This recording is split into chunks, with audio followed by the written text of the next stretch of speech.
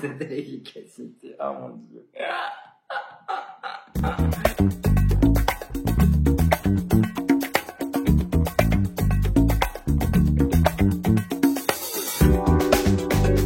Je suis Johan Latouche, j'ai 31 ans et je suis breton, d'où la marinière. J'ai une agence de communication, marketing, relations presse, influence, gestion des réseaux sociaux et acquisition spécialisée dans le domaine des animaux de compagnie.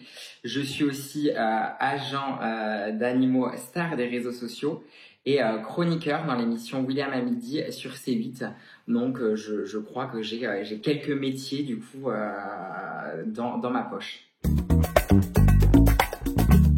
J'arrive sur la terre, j'apprends à parler et en gros, je pense que c'était peut-être pas mes premiers mots, je refais peut-être l'histoire, mais en gros, je voulais être éleveur de chiens et de chats, quoi. C'était mon rêve absolu et ultime sur terre, c'était élever des chiens et des chats. Donc j'ai tout fait pour. Je n'étais pas très assidue à l'école, loin de là, puisque je voyais pas trop l'intérêt de l'école du fait que je savais déjà ce que je voulais faire. Et très vite, j'ai fait comme parcours un BEPA, donc c'est un BEP, ça s'appelait comme ça avant. Donc c'est un BEP agricole, élevage canin et félin. Et j'ai fait un diplôme, vous allez pas en revenir, qui s'appelle Bac Pro conduite et gestion de l'élevage canin et félin. Ça me fait sourire, mais en vrai, je suis hyper fier de l'avoir fait. Mais c'est que le nom, à chaque fois, forcément, les gens se disent mais ça existe.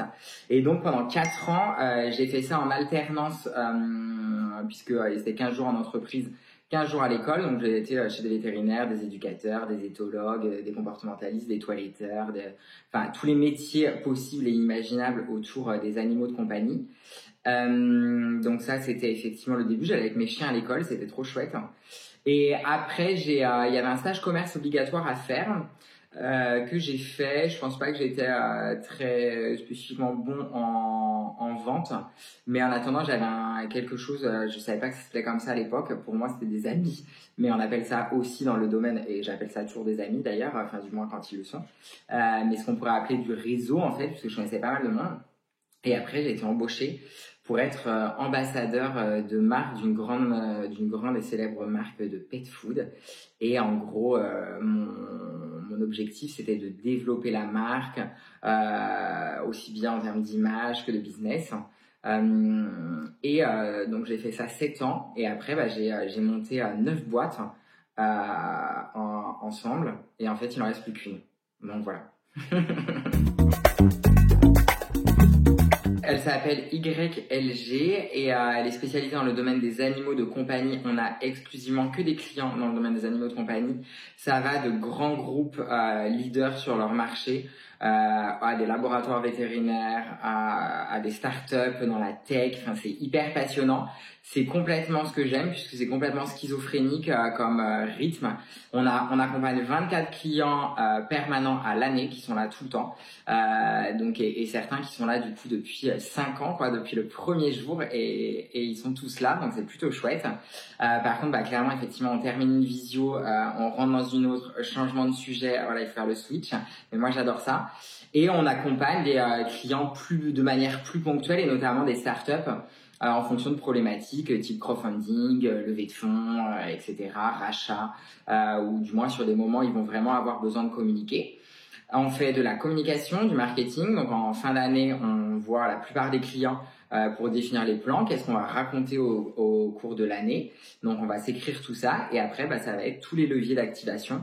Comment est-ce qu'on va faire parler des actions, des services, des produits de nos clients tout au long de l'année. Donc pour ça va être les relations presse en activation, l'influence, la gestion de leurs réseaux sociaux qui maintenant est une vitrine quasi obligatoire comme un site internet, puisque beaucoup de gens vont aller regarder ça en premier avant même le site internet. Et après de l'acquisition, donc l'acquisition c'est plus business, c'est des campagnes d'acquisition, Facebook Ads, Google Ads, voilà les pubs qui vont vous toucher sur Facebook, Insta, Google. Voilà, donc c'est ça l'agence. On est 8, on est une grande famille, on est une bonne bande de potes, on se marre vachement, et c'est ce qu'on demande à tout le monde. C'est joie, santé, bonne humeur, happiness. Voilà, on est vraiment totalement dans ce mood-là. On n'est pas du tout, on travaille vraiment dans la joie et la bonne humeur. Et c'est important pour moi comme équilibre, parce que vu qu'on bosse beaucoup, ça me paraît important que tout le monde s'entende bien. beaucoup de visio, beaucoup de calls avec les clients évidemment. Beaucoup de Céline Dion, on écoute beaucoup Céline Dion à l'agence, donc on est assez fan. C'est surtout beaucoup de télé, puisque moi je m'occupe surtout des relations presse avec la télé quand même dans l'agence. Alors que May, typiquement, qui est une de mes collaboratrices, va s'occuper plus des influenceurs, Perrine plus de la presse écrite et la presse web. Moi, une journée, ouais, je commence généralement par les news des médias, la télé, après beaucoup de visio, et voilà. Et puis après, quand c'est l'heure, l'apéro. Voilà. La liberté, je pense, comme tout chef d'entreprise, pour moi, la liberté, c'est hyper important. Donc, la liberté de vouloir travailler avec quelqu'un ou de pas vouloir, la liberté d'accepter un client ou de pas l'accepter parce que on partage pas les mêmes valeurs ou qu'on n'est pas sur la même bonne humeur ou le même feel good. Je pense que c'est évidemment ce qui me tient le plus à cœur, c'est la liberté. Et après, ce que je disais tout à l'heure, c'était vraiment ce côté changer de sujet régulièrement. Moi, j'aime bien ça. J'aime bien la com. C'est vraiment, c'est un peu